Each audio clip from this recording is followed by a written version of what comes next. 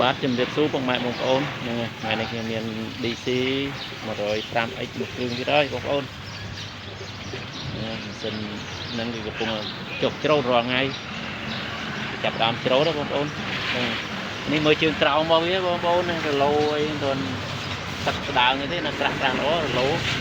នឹងឯកង់ទូថ្មី2គ្រាប់បងប្អូនហ្នឹងបងប្អូនធ្វើការ DC 105X ទៅច្រូតអីអត់ខុសទេបងប្អូនមកមើលមួយគ្រឿងនេះនេះlàស្អាតហ្នឹងហើយពីឯម៉ាស៊ីនបូមបហើយនឹងកង់អីអត់មានដោះរុះរើតាណាទេហ្នឹងហើយនេះម្ចាស់គេកំពុងតែលាងគេរៀបទៅច្រូតទៀតហើយបងប្អូនហ្នឹងឥឡូវគេចាប់ដើមច្រូតហើយហ្នឹងម៉ាស៊ីននេះធានាថាស្អាតហ្នឹងហើយតាក់ស៊ីអីអត់មានច្រេះពុកអីតាណាតាណីទេបងប្អូននៅតិចដាច់អេមរៀបឲ្យកង់ស៊ូនៅថ្មីបងប្អូនថ្មីម្ចាស់គាត់ទំដាក់អញ្ចឹងតែថាទៅដល់ចុះច្រូតអញ្ចឹងកង់ស៊ូមុនគេប្រេះអញ្ចឹងដល់ហើយគាត់ដូរហ្នឹងហើយដូរដាក់ច្រូតមកបងប្អូនហ្នឹងហើយបងប្អូនមានចំណាប់អារម្មណ៍អាចមើលម៉ាស៊ីនមួយគ្រឿងនេះបាននេះស្អាតនេះវាឲ្យប៉ុងឲ្យគាត់មានដោះរុះរើគាត់ប៉ះតោយទេបងប្អូនណា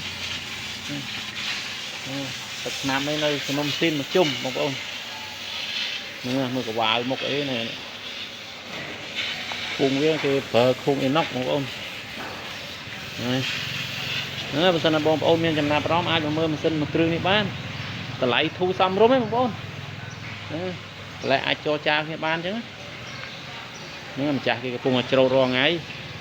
ហ្នឹងគេរៀបចំទៅវាលទៀតហើយបងប្អូនរៀបចុកទៅច្រូតទៀតហើយហ្នឹង